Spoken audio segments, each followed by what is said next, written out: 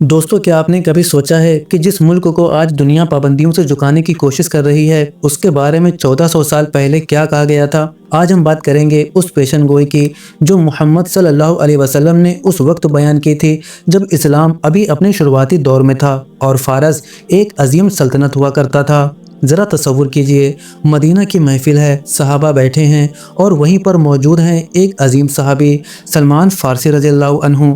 और फिर वो लम्हा आता है जिसका ज़िक्र आज भी किताबों में ज़िंदा है। सही बुखारी की मशहूर रिवायत है, नबी करीम सल्लल्लाहु अलैहि वसल्लम ने सलमान फ़ारसी के कंधे पर हाथ रख कर फरमाया, अगर इल्म या ईमान आसमान के सितारे सुरैया पर भी चला जाए तो फ़ारस के लोग वहां पहुंचकर भी उसे हासिल कर लेंगे। दोस्तों, ये सिर्फ एक जुमला नहीं था, ये एक कौम की फितरत का ऐलान था। सोचिए, उस वक्त ना इंटरनेट था, ना साइंस, ना मॉडर्न टेक्नोलॉजी, मगर एक कौम के इल्मी मुस्तकबिल की खबर दे दी गई।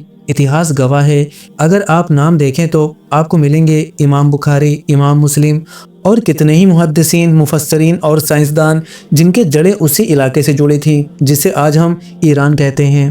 तो क्या ये सब इत्तेफाक था या उस इलाही इशारे का सिलसिला जिसकी बुनियाद 1400 साल पहले रख दी गई थी? दोस्तों, आज का दौर देखिए, technology, missile programme, nuclear research, दुनिया की बड़ी ताकतें पाबंदियां लगाती हैं, मगर ये मुल्क झुकने को तैयार नहीं। अब ज़रा एक और रिवायत सुनिए। जामिया तिर्मिज़ी में आता है कि जब कुछ आयात नाजिल हुई और पूछा गया कि अगर अरबों को हटा दिया जाए तो उनकी जगह कौन आएगा, तो नबी करीम सल्लल्लाहु अलैहि वसल्लम ने फिर सलमान फ़ारसी की तरफ इशारा किया और वही बात दोहराई कि अगर इल्म सुरैया पर भी होगा तो फ़ारस के लोग उसे हासिल कर लेंगे। यहाँ बात सिर्फ इल्म की नहीं है, यहाँ बात है जज्बे की, इरादे की, सब्र की।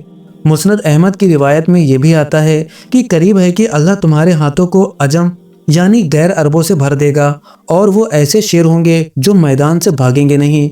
दोस्तों, तारीख के पन्ने पलटिए, जब जब मुश्किल वक्त आया उसी इलाके से इल्म भी उठा और मुकाबला भी उठा। अब एक और पहलू, नबी करीम सल्लल्लाहु अलैहि वसल्लम ने आखिरी दौर की कुछ निशानियों का जिक्र करते हुए मशरिक की तरफ इशारा किया। कुछ रिवायतों में खुरासान का नाम भी आता है और कहा गया कि वहां से एक लश्कर निकलेगा जिसे कोई ताकत रोक नहीं पाएगी, यहाँ तक कि वो अपने झंडे बैतुल मुकद्दस में गाड़ देगा। बैतुल मुकद्दस यानी अल अक्सा। अब बात खुद सोचिए, क्या ये सब बातें सिर्फ कहानी हैं या वक्त के साथ खुलने वाले राज?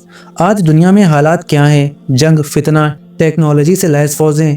नबी करीम सल्लल्लाहु अलैहि वसल्लम ने यह भी फरमाया था कि एक वक्त ऐसा आएगा जब मारने वाले को पता ही नहीं होगा कि वो क्यों मार रहा है और मरने वाले को भी नहीं पता होगा कि उसे क्यों मारा जा रहा है। क्या हम आज वो दौर नहीं देख रहे? लेकिन साथ ही एक खुशखबरी भी दी गई, मेरी उम्मत का एक हिस्सा हमेशा हक पर कायम रहेगा, उनके मुखालिफ उनका कुछ नहीं बिगाड़ पाएंगे।